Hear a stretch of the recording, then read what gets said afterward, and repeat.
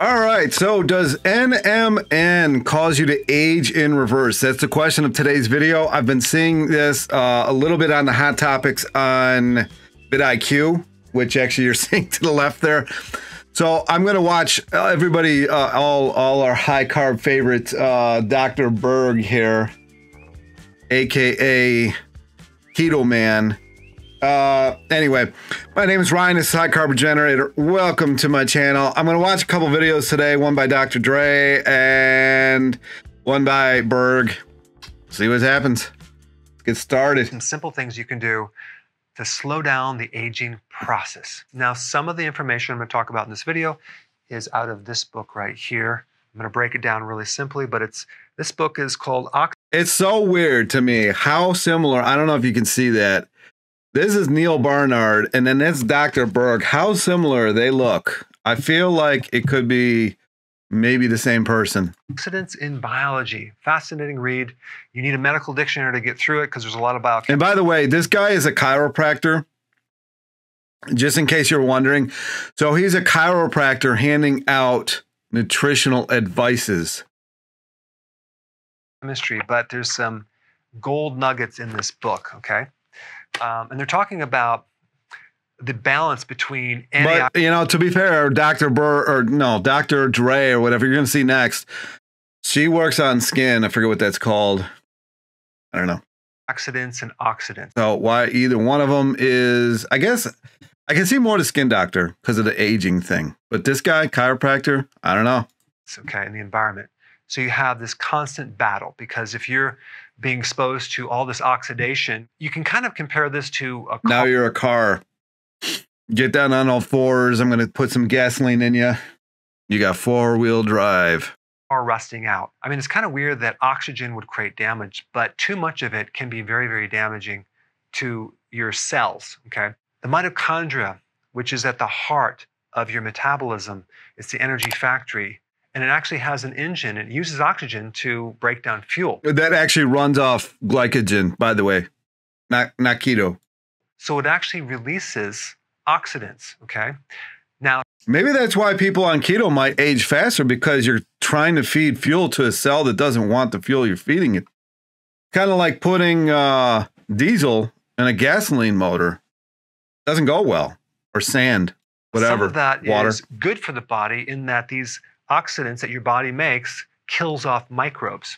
But when the mitochondria and other parts of the cell become damaged and you're getting too much oxidation from that can actually destroy the cell and create all sorts of problems and set you up for even getting cancer. A lot of this has something to do with the lack of hydration that you see rampant these days. So there's a positive part of oxidation. But then at the same time, our water is getting worse and worse and worse. So what do you do? And there's a negative part. And the same thing goes with antioxidants, which counter the oxidation. You can get antioxidants from food, and your body can make antioxidants. And protein. And that is called endogenous antioxidants. This means antioxidants that are made within your body, as compared to exogenous antioxidants, which are antioxidants outside the body. Okay, so from vegetables. I think she on pills. What the hell? For example, but a really, really important. Interestingly enough, meat and dairy cause the most oxidation of the body that there is, and he promotes it. But then he probably guarantee. This dude's got a supplement line with this NMN, right? NMN. Important and misunderstood area is building up your antioxidant network and getting your body to make more antioxidants. So I'm going to show you just a few things you can do to build up this network without taking external antioxidants. The hormone called melatonin is a very powerful antioxidant. Man, taking that stuff, I don't know why people take that stuff for sleep. That stuff gives me the worst nightmares ever. Okay. This occurs when you're sleeping. So when it gets dark and there's less light coming into the eye, there's an entire cascade of things that happen in your brain. And one is you get a spike of melatonin. Melatonin actually gets rid of hydrogen peroxide. Maybe you have used hydrogen peroxide in the past. Let's say you had a cut and you want to sterilize it to kill the bacteria. You put the hydrogen peroxide in, it bubbles up, and it kills off the microbes. Well, your cells actually make hydrogen peroxide to kill off microbes as well. But sometimes our bodies make too much hydrogen peroxide, and that's very toxic to the body. That's probably what happens when you eat too much keto. Not probably, it does. Well, if you have enough melatonin, this can counter that. And that's just one thing that it does. But I don't recommend going to the store and buying melatonin. What I am going to recommend is just getting more sleep or take... If you can't sleep, which happens on keto. Naps. Okay, so the second thing that they talk about... You got to take a nap because you got no energy. Between occasional exercise and regular exercise. Regular exercise, as in routine and on a regular basis, will build up your endogenous antioxidant network, okay? Now, initially, when you do exercise, let's say it's an intense workout, you're going to generate tremendous amounts of oxidation. It's going to break down the muscle tissue. That's considered bad, right? But as you do it over time, your body gets used to it. You don't necessarily do that with cardiovascular activities, but you do it with anaerobic activities. It starts to adapt, and it starts to build up huge amounts of antioxidants to counter the stress or oxidation damage from exercise. So regular exercise on a consistent basis will help to build up your antioxidants and protect you against oxidation. And you are going to start looking younger when you do this. And it could be as simple as walking every day. But I agree there. You do not need to be doing, like I talked about in the video a couple days ago, you don't need to be doing burpees, standing on a balance ball with a 50-pound kettlebell in the right hand and like a 100-pound, you know, I don't know, Indian club or whatever in the other. I mean, the stuff that people are doing these days is ridiculous. Routine, regular exercise is very, very important. So we have high quality regular sleep or naps and regular exercise. It seems really, really simple. This next one is fasting. And I'm talking about regular fasting, as in intermittent fasting, because you can't just do fasting on a long-term basis because at some point you have to... If you are starving yourself, like you have to eventually on keto because it doesn't work anymore because you poison yourself to the point where your body's now storing weight, your body's going to be looking for food and you're not going to be able to sleep because you need to find something to eat. So these things don't meld very well. And this intermittent fast, I'm so tired of hearing about this fasting. If we did go however long without food back in the day, how long ago was that? I mean, we have known how to grow food. Food grows on the planet just by itself. I mean, come on. You're not going to, like, if you find this huge source of food, you're not going to be like, all right, we ate our fill. Let's go somewhere else. There's plenty here. I know there's plenty here, but we got to fast anyway. Let's move on. Eat, right? But intermittent fasting would be a regular routine of combination of fasting. And they want you to believe that there's like some tub, you know, you reach up, you unscrew this tub and there's some protein powder in it. I mean, come on, man. Eating, and that produces a huge spike in your endogenous antioxidant network. An ideal pattern for you to work up to would be 20 hours of fasting and a 4-hour. Oh my God. Why would you do that? Why would you? I'm not saying to eat 24 hours a day, just all day. Oh, wow. Eating window. You know what he's doing? He's creating future clients because no one's going to be able to maintain this. Everybody's going to be like, how do I lose weight, man? And nobody's going to do it because you're not eating and your body's feeling like it's starving itself all day. And then you're going to go to the Cheesecake Factory and wonder why you bought everything on the menu and an entire cheesecake. Oh, I can't figure out what happened, man. I was doing my fasting. It was so amazing, dude. So let's say, for example, you ate at 3, and then the next meal would be... What the hell does this have to do with NMN, whatever that stuff is called anyways? I can't take it anymore. I'm not even going to link this video because I don't think anybody should be watching this shit. But I probably might link the next one just because this lady cracks me up. I mean, it doesn't even, whatever. So I'm over it. Let's get on to this. Interest in anti-aging and longevity, there is a good chance you have heard of the popular dietary supplement nicotinamide mononucleotide, or NMN. People sell. Damn, I mean, come on. Make it a little easier on people. I mean, they want you to buy their supplements, and then they name it something like this. Can't even pronounce it. NMN supplements allege all sorts of health benefits for anti-aging, longevity, even benefits for exercise performance. But does it actually work? In this video, we're going to do a deep dive all about NMN as a dietary supplement, and hopefully by the end of the video, you'll understand, is this actually worth it, or is it just another overhyped supplement? What the heck is NMN? I'm guessing is an overhyped supplement. And the anti-aging thing, right? You can hydrate yourself properly with water, and some water. You can not overburden your body with protein, extra protein, and you can not overburden your body with extra fat. The rest is very much genetics. I mean, come on.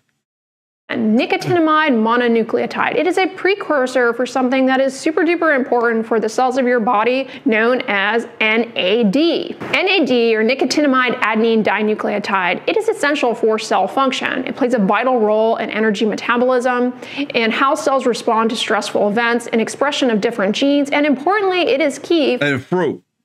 Fruit is another really big one. If you eat a lot of fruit, especially watermelon, in watermelon season, because that actually has a lot of silicon in it, that actually is really good for your skin.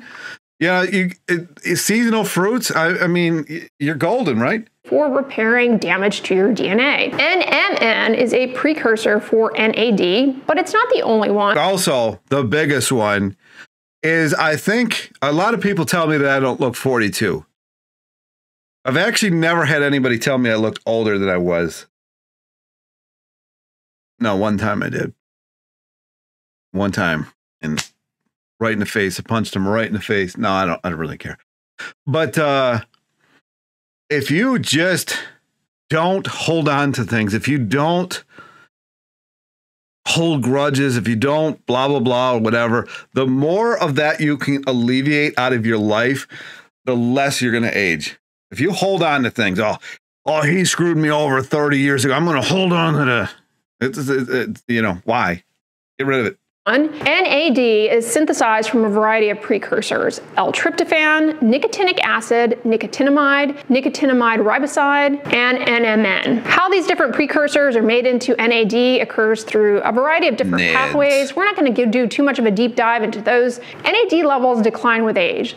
Research suggests that NMN levels also decline with age, although lifestyle factors may impact levels of NMN. Some studies, yeah, especially if you're on the keto, I mean, everything's going to go down. Suggest that in active older adults, there are better levels of NMN in comparison to those who are sedentary. We also know that aging can compromise one's ability to produce NAD from NMN. People who have different age-related conditions like diabetes, liver disease, they appear to have lower levels of NMN and NAD. You see, aging as a natural process is characterized by a decline in energy production from the mitochondria. I think the biggest problem with supplements is people get it in their mind. Now, I know I talk about magnesium, but we used to get that in our food, and it's not there as much. And I talk about vitamin D3. You don't get it that much during the winter. A couple others. B12, I would say get your B12 tested first to see if you're even low. Some people, like myself, I'm never low. You know, I could be now. Who knows? But like the last few times that I've been tested, it was fine. It was like 500 something. But we think that, like, all right, so the example of, what is it? Lutein, lysine, lutein. No, 1 second. I'll get back to you in a minute. All right. Leptin. Sorry. Get them confused. They did a study on rats and mice on leptin, and they found that the rats and the mice, they lost weight like crazy when they supplemented them with leptin. They did it with humans, and humans got fatter. So you know, there's a lot of this. Well, if I take this, you know, this will happen. And a lot of the times, it just isn't true. So, you know, take that with a grain of salt, I guess. In various organ systems like the pancreas, adipose tissue, liver, skeletal muscles, as it relates to decline in NAD levels. Now, I know the term anti-aging can be off-putting, like, you know, Damn, am I white looking? This is like, I don't feel like I'm this, like, this is crazy. Normally, man. Wrinkle creams and that sort, but anti-aging medicine. I've never seen the sun. Is a really important area of research because the proportion of people on this planet over the age of 65 is growing. And with a growing aging population comes more age-related disease as a whole. Things like diabetes and heart disease, liver disease, these things become even more. That is not an age-related thing at all. The hell is she talking about? More common as we get older, and with more people getting older. Yeah, because you poisoned yourself your whole life, and your liver's like, all right, dude, you win. I'm going to go down with the ship. Everything else goes down, and then you die. We need to make sure that we are advancing medicine in a direction that this, I don't know. I don't know if I can watch the rest of this. Like, hearing doctors talk is like the blind. You went to school for 80 years. 80.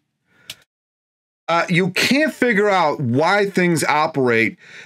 You label everything autoimmune disorders. It's kind of like weatherman and economists. You can be wrong so many times, and people still keep coming back to you for whatever reason. You know, like the weatherman never right? Like 5% of the time. Or like an economist is like, well, the stock market's going to crash tomorrow. And meanwhile, it soars, right? But is it a, you know, I don't understand, man. It's just like, if I hadn't been to so many doctors over the year and heard the stupidity that they puke out, and then I'm like, how did you go to school for this long and this stupid? And then they kick me out, and we can't see you anymore. I'm like, whatever, dude. You didn't do shit anyway. Addresses those needs that are going to be even greater. I can't even tell you how many doctor's offices I've been kicked out of because I'm like, how do you not know this? Like, you've been studying, like sleep, for example. How have you studied sleep for 30 years and you can't figure out how, like, anything? 30 years, 30, plus the 80 years that you went to school. Future and current day. So why the interest in NMN? NMN is of interest because in theory it can improve levels of NAD. The likelihood of this being seen by either of these two doctors is low, but if it does get seen by them, guaranteed getting taken down. And by improving NAD levels, you may improve overall longevity. NAD is known to activate certain proteins that help in repairing damaged DNA. Improvements in NAD levels may also have a protective effect on the brain. You see, the cells that make up your brain, they're really metabolically active. They have a high energy demand. That being said, though, I don't have it in a while, but I used to listen to her all the time because she reminds me of Connecticut.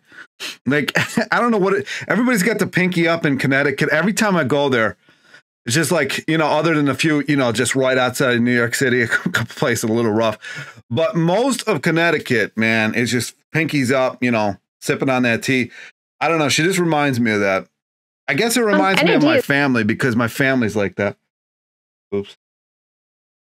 Is really important for how these cells handle stress, and that could have implications for neurodegenerative diseases, things like Alzheimer's. It's also of interest in the realm of investigating heart disease. Specifically, in research looking at mouse models, NAD can help improve arterial dysfunction that is associated. I mean, if you look at the mice, they were improved by leptin, and that didn't do anything on the human model. It's my... with heart disease. With age comes an increased risk of cancer. The longer you live, the greater the chances of developing a cancer. A lot of cancers develop as a result of cumulative changes. What in the world are they telling people? Why would they tell you this? Then you get this in your brain and you're like, well, I'm going to, okay, you know, I'm going to get cancer. I just know it. I just know. What the fuck is going on with these lights? I probably should turn them off, but the entertainment factor's there. To proteins and DNA and that sort of thing. So the longer you live, the more of that is accumulated, the greater the chances that you're eventually going to develop some form of cancer. And increasing NAD levels may... Why? Why would you? Why? Why? They have a protective effect by reducing oxidative stress and helping with repairing damaged DNA. There's also interest in NAD for protecting with muscle function. Decline in muscle function as it relates to age, it can have some negative impacts, specifically an increasing risk of falls in the elderly. They're associated with a significant morbidity, lots of health. Honestly I feel like, are we going to answer this question? Is it good? Like telling you you're going to get cancer, telling you that you're going to have diabetes, heart disease, whatever the other ones were. Your limbs are going to fall off. But is the supplement good? I mean, come on. Healthcare costs. If we could prevent that by helping to improve muscle function, maybe through improving NAD levels, that would be a great thing. But does this actually work? Damn. Like, should we all be taking this dietary supplement? Totally. Everything that I've talked about up until this point has largely been done in cells in a dish. That's a sweet pineapple back there. I'm not even a fan of pineapple, but that's pretty cool looking. And in animal models. Overall, there's not a whole lot of research in actual humans. There is some, and we'll get into that in a moment. But by and large, as it stands now, NMN to improve NAD levels in humans, it's really very sparse in terms of the literature. Online, you will see a lot of people take preclinical studies, such as those done in animal models or cells in a dish, and try and use those studies and the findings in those studies to extrapolate them onto humans in an effort to sell a supplement or some sort of cream, you name it. Human metabolism is very different from that of a rodent, and our lives are much different from a lab animal that lives in a cage. And there are countless. Is it really? These days, I do question that. Situations in medicine where animal studies looked really promising and nothing came of them when we translated them to human. 100% agree. This is why do we do them? Why bother? You know? Use. History is replete with examples of interventions and medications that looked really promising in mouse models, but then when we tried to translate them to humans in actual clinical trials, they flopped. Like, I wonder to myself, is there a planet? I know this is really going out there. Is there a planet somewhere where we are the model? Like, we are the mice that got us in cages somewhere. I kind of feel like half the time we live in this model. But they test things on these humans and they just put them back in their cages and jab them all day or prick them with this and do that. And they're not even that same species. Like, does that happen somewhere? Is this our karma? Didn't do anything, or they had negative health effects. Multiple drugs have shown to be effective in mouse models of Alzheimer's disease, but then when you actually give them to humans, they don't make a difference. Furthermore, a lot of things that show promise in the preclinical stages end up being harmful in humans. Take, for example, beta-carotene supplementation. Sounded really promising. Turns you orange. But in actual human trials, turns out that beta-carotene supplementation ended up being associated with an increased risk of cancers. When it comes to NMN as a supplement, so far the research. Honestly, supplements as a whole really aren't that great. Really aren't that. Matter of fact, I took a supplement years ago, probably 2009 or 10, right before my keto days ended. Couldn't take it anymore. Started drinking, started eating like obscene amounts of stuff. There was a supplement. Shit, I don't even know where I was going. I don't know. Maybe it'll come back to me. Research is pretty sparse in terms of being done in actual humans. One study of postmenopausal women with prediabetes and overweight or obesity took 250 milligrams of NMN a day for 10 weeks. And at the end of the study, they showed an improvement in insulin sensitivity in their muscles. One study looked at amateur That's not bad, right? runners taking NMN supplement, either 300 milligrams a day, 600 milligrams. Oh, the supplement that I took, it was labeled as like a pro hormone, right? It was an actual hormone, guarantee it, because I think I just talked about this yesterday. I could not stand. I actually, one time I laid on the ground one time because my back was just like, I couldn't figure out. I finally figured out, like, a little while later, I could not actually get off the ground, and it was late at night. I had just had crazy long day. I was working at the bank at the time. Crazy long day. I came home. I think everybody was already asleep or something like that. And I came home and I laid down on the floor and I couldn't get up. It took me 3 hours to get off the floor. This is how bad the supplement messed up my kidneys.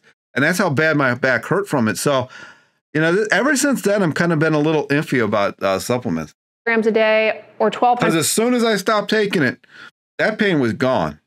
Gone. Milligrams a day or placebo for 6 weeks. And at the end of the study, the runners taking NMN on top of their regular exercise routine showed an increase in aerobic capacity compared to placebo. Importantly, the higher doses of NMN seem to have a greater effect in comparison to the lower doses. The improvement was actually at the level of the muscle rather than the heart itself. And the researchers speculated that the improvement that they saw may have been related to an improvement in oxygen intake. One issue in older adults is poor quality sleep, and wouldn't that cause more oxidation?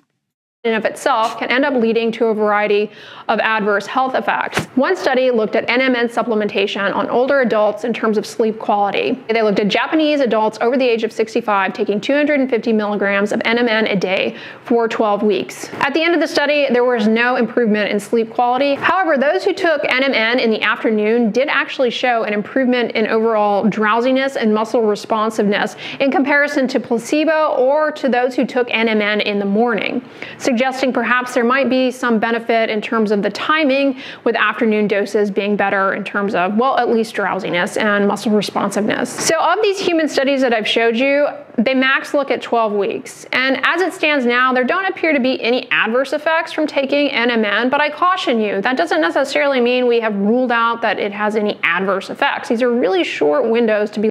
Man, all right, you know what? I don't know. Looking at something, a little while longer, there's maybe. Definitely not sufficient data here to say for sure what the long-term safety of taking this on a daily basis is. The other thing we don't know about this drug is, does it have any drug-drug interactions?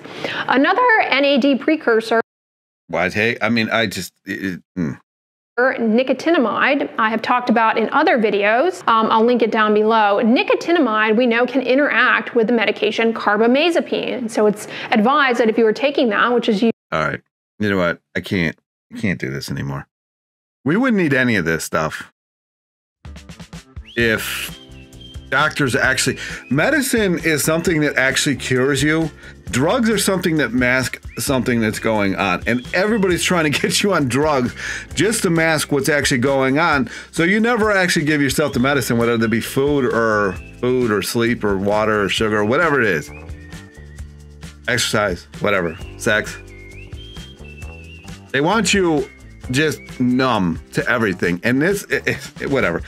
The bottom line is, does NMN do anything for you? I doubt it, but I guess try it for yourself and find out. Anyway, comments, questions down below. Like, subscribe, and I'll talk to you in the next video. That's about it.